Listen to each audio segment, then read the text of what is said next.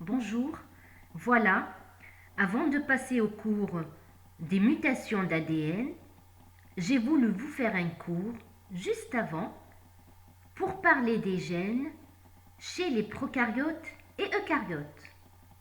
Parlons d'abord des différences qui existent entre gènes de ces deux types d'organismes. Les premiers travaux réalisés sur les génomes des bactéries et leurs virus ont montré, premièrement, une succession de gènes qui codent pour les protéines de structure et d'autres qui régulent l'expression de ces mêmes gènes.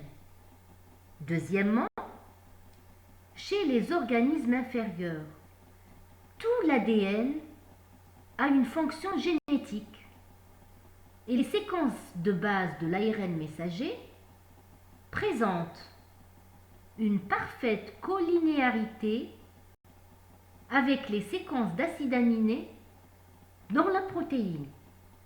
De plus, l'analyse de l'ADN par les techniques de biologie moléculaire a montré que l'ADN des prokaryotes est formé par un ADN à séquence non répétitive ou unique. Chez les organismes supérieurs, les eucaryotes, c'est beaucoup plus complexe.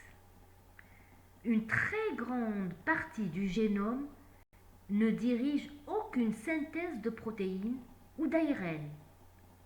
De plus, on retrouve des séquences non codantes à l'intérieur des gènes eux-mêmes.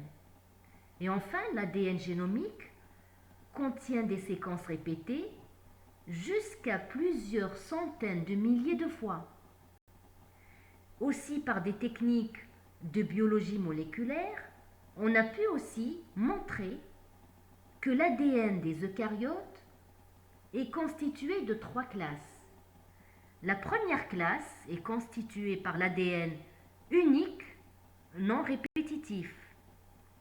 Il représente 50 à 70% de l'ensemble du génome. À titre d'exemple, chez l'homme, 90 à 95% d'ADN unique a un rôle structural ou de régulation et n'a pas de fonction codante. Une partie de cet ADN forme les introns. Deuxième classe, l'ADN modérément répétitif.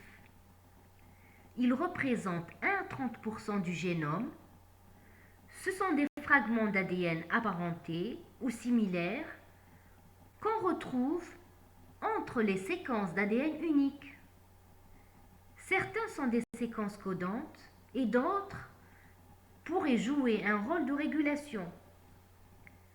Parmi les séquences codantes, on retrouve des gènes qui produisent des histones et diverses variétés d'ARN ribosomiques et d'ARN de transfert. La troisième classe, c'est l'ADN hautement répétitif. Il représente 5 à 10% du génome et peut se répartir en trois catégories comme je l'ai montré sur la figure. Premièrement, l'ADN hautement répétitif, composé de séquences courtes, quelques paires de nucléotides répétées un grand nombre de fois. Deuxièmement, vous avez l'ADN hautement répétitif, mais là, il est composé de séquences plus longues, ayant une taille de 300 paires de nucléotides. Et enfin, vous avez l'ADN palindrome. Cet ADN comporte dans chaque brin une séquence autocomplémentaire, ayant une longueur de 6 à quelques centaines de nucléotides. Que signifie famille multigénique? Il se trouve que certaines séquences chez les organismes supérieurs se répètent qu'elle soit codante ou non codante. Et lorsque la répétition concerne des séquences codantes, on obtient une famille de gènes dite famille multigénique. Ils sont dus à quoi? Ils sont dus à des erreurs de réplication au cours de l'évolution. Alors ces groupes de gènes peuvent avoir des destins indépendants.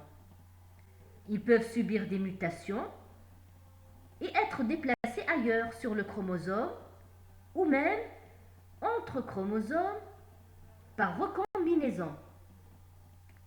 Et les protéines produites par ces gènes ont globalement les mêmes fonctions ou bien des fonctions voisines.